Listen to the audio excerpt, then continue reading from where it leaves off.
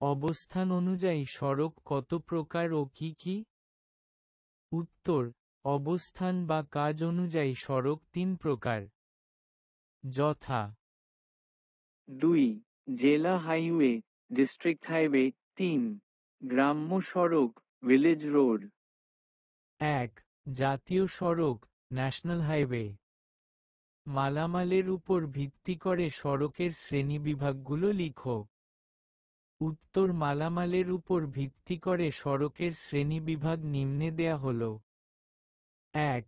মাটির রাস্তা। 2. গ্র্যাভেল রাস্তা। 3.